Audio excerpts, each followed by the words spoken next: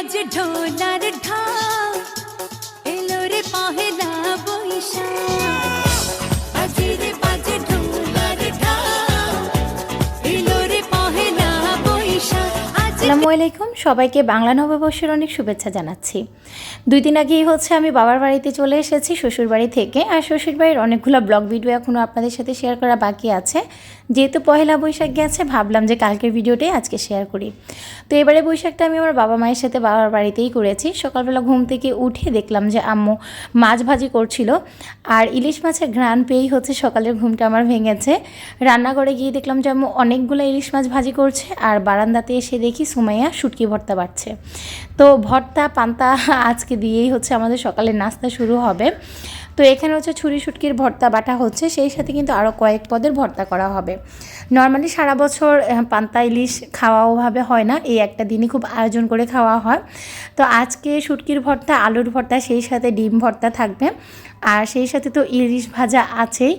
আম্মু রাতের বেলায় ভাত রান্না করে ভাতে পানি দিয়ে রেখেছে, আর এই তো এখন আমি আর আম্মু মিলে আলুটা ম্যাশ করে নিচ্ছি। আজকে ভর্তার দায়িত্ব পড়েছে আমার উপর, যদিও খুব কঠিন কিছু না, খুব সহজ ভর্তা দিয়ে আজকের আয়োজনটা শেষ করব। অনেক আপুরেই বলবেন এটা পালন করা গুনাহ বা এটা পালন করার কি আছে, আর বছরে একবার পান্তা ইলিশ কেন খেতে হবে। আসলে ব্যাপারটা তেমন না, বছরে একবার না, আমার কাছে সবসময় ভর্তা, পান্তা ভাত, ইলিশ মাছ ভাজা খেতে ভালো লাগে।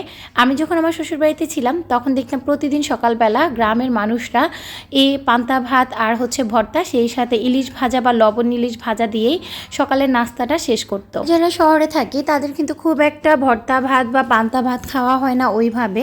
তো বছরে অন্তত একটা দিনও যদি পান্তা ভাত আর ভর্তা খাওয়া যায় তাহলে খারাপ কি বলুন তো। আর আমার তো বছরে 12 মাসের মধ্যেই ইচ্ছে করে প্রতিদিনই পান্তা ভাত খেতে, কারণ পান্তা ভাত আর ভর্তা এটা আমার কাছে মনে হয় যে অমৃত।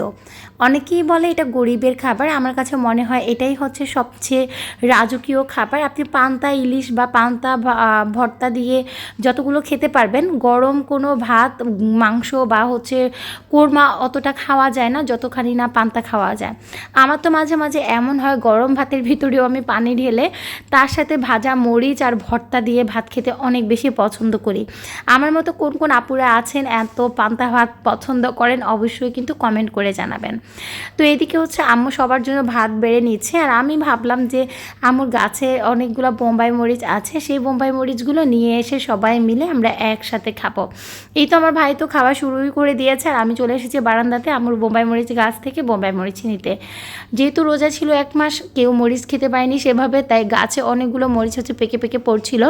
তো আমি এখান থেকে 2টা মরিচ নিয়ে যাব, কারণ পান্তা ভাতের সাথে শুকনো মরিচ ভাজা কিংবা বোম্বাই মরিচ থাকলে তো আর কোনো কথাই নেই, একদম পুরো মনে হয় যে অমৃত খাচ্ছি। বেশ অনেক বছর পর বাবা মায়ের সাথে একসাথে পহেলা বৈশাখ পালন করতে পেরেও আমার ভালো লাগছিল, কারণ আমি যেহেতু এখন খুব একটা আশা হয় না আগের মতো, তাই ইচ্ছে থাকলেও ওইভাবে যে কোনো অনুষ্ঠানে বা যে কোনো কিছুতে যোগদান করতে পারি না বাবা মায়ের সাথে। তো এবার কিন্তু আমার বেশ মজাই লাগছিল। আর এই তো আমি একটা মরিচ নিয়ে এখন খাওয়া শুরু করে দিয়েছি। তারপরে খাওয়া দাওয়া করে লম্বা একটা ঘুম দিলাম, দুপুরের খাবার শেষ করলাম। আর এই তো বিকালবেলা একটু সময়কে শাড়ি পরিয়ে দিচ্ছিলাম, তো ওরও আজকে ইচ্ছে হয়েছে শাড়ি পরবে, আর এই তো আমিও শাড়িটা পরিয়ে দিচ্ছিলাম। যেহেতু ছোট মানুষ, ইচ্ছে করেছে, আর কখনো শাড়ি পরেনি, ওর লাইফে এটাই ওর প্রথম শাড়ি পরা।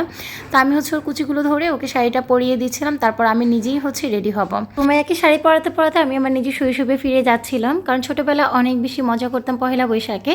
সকালবেলা স্কুলে র্যালিতে বের হতাম, তাও আবার শাড়ি পরে, তারপর আবার বাসায় আসতাম, এসে দুপুরে খাওয়া দাওয়া শেষ করতাম, তারপর বিকালবেলা আম্মুর সাথে আবারও শাড়ি পরে ঘুরতে বের হতাম। কত ছবি তুলতাম, কত কি করতাম, সেই সব স্মৃতিগুলো এখন সব চোখের উপরে ভাসছে আমার।